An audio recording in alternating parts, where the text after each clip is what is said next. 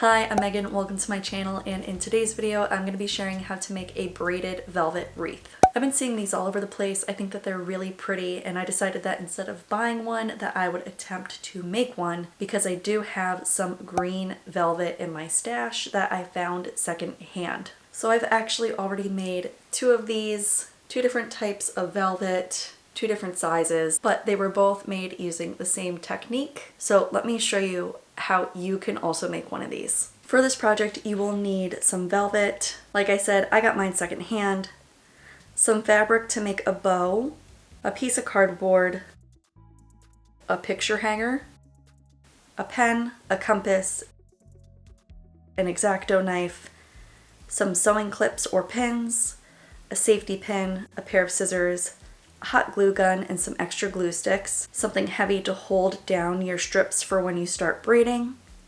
You'll also need a sewing machine, some coordinating thread. So I cut 3 strips of fabric 6 inches wide by however long the fabric was. So the longer the strips you make, the bigger the wreath will be. For the light green wreath, the strips were 54 inches long because that was how long my fabric was. The strips for the dark green wreath were 42 inches long.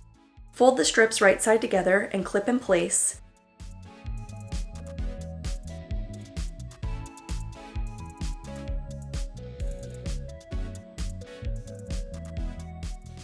And then sew along that long edge at a 1/2 inch or 1 centimeter seam allowance to form a tube.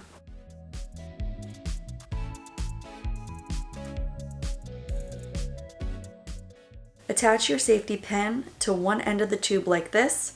It doesn't have to be a giant one like mine, smaller ones will work just fine.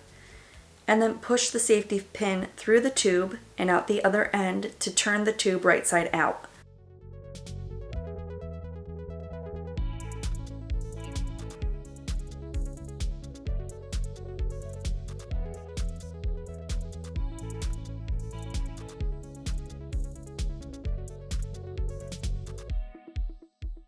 Okay, so I've made 3 tubes.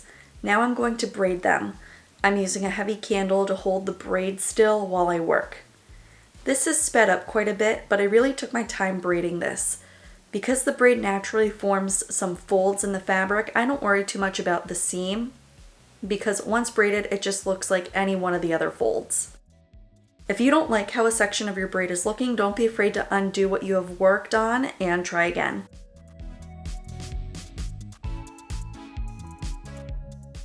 Once you get to the end, use a couple of clips or a couple pins or whatever you want to hold the ends in place so they don't come undone. Okay, so the braided part is done. Now I have to make something to mount the braid to so it holds its shape. I'm using cardboard because it's eco-friendly to reuse stuff, but mostly because it's free. Lay the braid down in a circle and then use a pen to trace the inner and outer edge.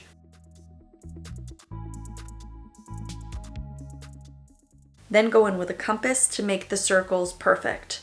Draw the inner circle slightly bigger than the original and the outer circle slightly smaller than the original.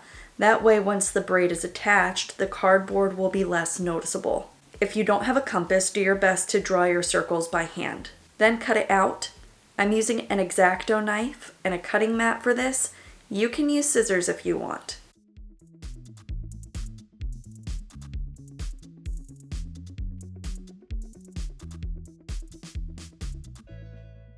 When you are done, you'll have this shape here, and probably a lot of cardboard and fuzz stuck to your shirt. Okay, hot glue time. Hot glue one end of the braid together.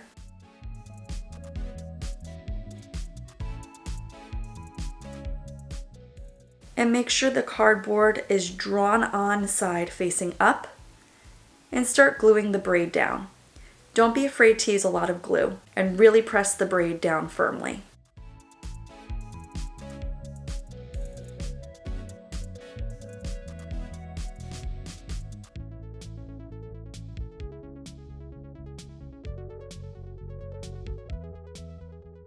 If the braid is a little too long, like mine is here, trim it down a little bit, then glue the end together and then down to the cardboard.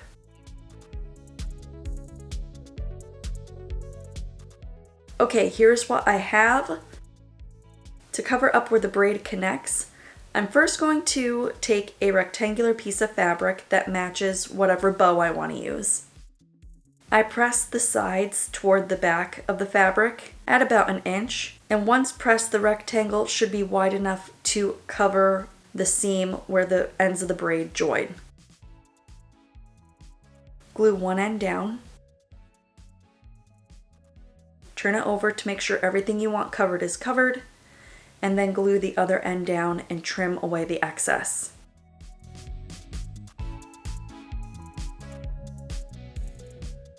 Now add a bow. I'm making a bow using the same method that I have shared in the past. I'll link that down in the description. I could have also used a pre-made bow instead, but I didn't have one handy. Then I'm just attaching this bow with a glob of hot glue. I'm gonna go in with a picture hanger and just use some more hot glue to attach it to the back of the wreath like this. Wreath complete. What do you guys think?